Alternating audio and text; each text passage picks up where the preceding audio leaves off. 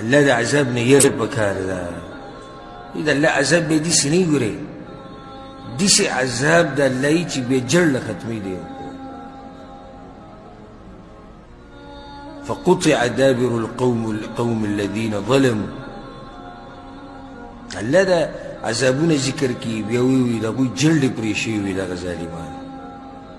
ډېر زورور ذات او ژوندی مثال اوس د بیماري راوتې د وایرس کورونا وایرس نو په څومره طاقتور ملک باندې راغلی دی چې هغه چاینا او دا ښه طاقتور ملک دی بلکې په لږ وخت کې به دا ملک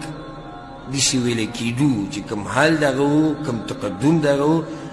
نو په یو څو کاله کې دا په دنیا کې 1 نمبر ملک و په هر څه کې د هر څه په لحاظ سره اصلاحات ټکنالوژي تعلیم اسپتال هر څه د هغوی سره ښه ډېر خو دغې یوې بیمارۍ ته ور پرخطا کړي چې بیا ورسره د ټولو ملکونو مرسته ده ټولو ملکونو کې اوس دا کوشش روان دی اوس ساینسدانان او ډاکټران لګیا دي بحوث لیکي او سرچونه کوي او چې دا بیماري څنګه ده او د دې به ختمول څنګه خو لا څه نتیجې ته نه دي رسېدلي یقیني نتیجې ته دا طاقت دی د رب العالمین چې دی به مخکې بیا یو طاقت هم نشي ټینګېدی ها علاج به راوځي هغه باید راوځي چې کله الله وغواړي چې نور بس بیا به دوی موږ علاج پیدا کړو خوشحاله به شي نو تاسو په وخت کې ولې نه پیدا کړو کله چې دا راغله هغه ټیم کې چې علاج پیدا هم شي نو هغه به بیا الله نور حکم کړی چې نو بس نو ځکه به بیا علاج پیدا شي دا یو نمونه زموږ دپاره یو ژوندی مثال چې الله څومره طاقتور باچا دی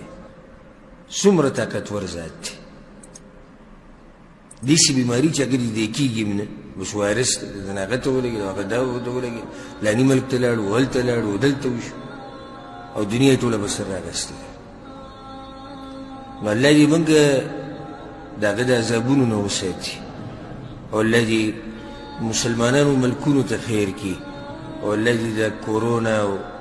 نور چې څومره بیماریانې دي رب العالمین دې موږ ټول په امن او امان کې ساتي په خپل رب باندې مضبوط یقین ساتي مضبوط یقین په خپل رب ساتي توکل په الله باندې د هغې سره سره حفاظتي تدابیر او اسباب دم شریعت موږ ته ویلي دي یو سړي ته پته ولګي فلاني ځای کې دا بیماري دلته به نه ځي شریعت دا وایي تا ته یو سړي ته پته ولګي چې په ما ده ته هم بیا مزه بل ځي ته چې نورو مسلمانانو ته نقصان نه رسي او یریږئ مه یریږئ مه دا فیسبوک او دا واټساپ او دا یوټیوب یې لږې بندي کړه دا بندي کړئ دې تباهي وکړه فلاني ځای کې دومره بس اگر یې وایي که زه دې دروازې نه بهر ته ووتم دغه ځای کې به هم دا وایرس ولاړ ما ته هېڅ هم نشته الحمدلله خیر خیریت مسلمانانو ملکونو کې دا بیماري نشتي که ده په بعضو ملکونو کې چې ته یو مریض دوه دي هغه هم الحمدلله قابو پې حاصله کړې ده نو په خپل رب باندې مضبوط یقین کوئ او مؤمنان مه هېروئ مؤمنان مه هېروئ بلکې خیر سړی هغه دی چې هغه ته د یو مسلې پته هم ولګي او چې دا پته ورته ولګي چې یاره په دې سره مؤمنان یېرېږي هم نه یې خبره نشره کوي ځکه سلف صالحینو به دا نصیحت کو د فتنو په دور کې به یو کار کې دا ډېر قیمتي نصیحت دی او ما نه دغه امام او دغه عالم نوم هېر شو خو ذهن کې مې دغه نصیحت شتي او که چېرته بیا ما ته ذهن کې راغی زه به یې ته نوم هم ووایم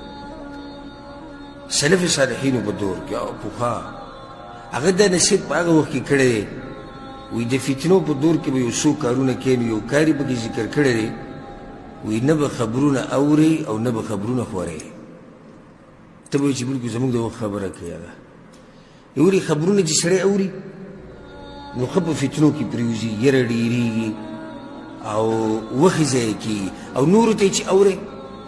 نو نور مسلمانان تنګې هغوی خفه کې هغوی یرې هغوی په فتنو کې اچې او دغه شان کېدی شي ته دروغ نشر کړې کېدی شي ته دروغ نشر کړې لکه فضيلة الشيخ صالح الفوزان حفظه الله دا زموږ په دې وخت کې که زه داسې ووایم چې د سلفو په صحیح معنو سره ترجمان دی مشر، نو دا به غلو نه انشاءالله. هغه دې باره کې یو نصیحت کړی د بس خلک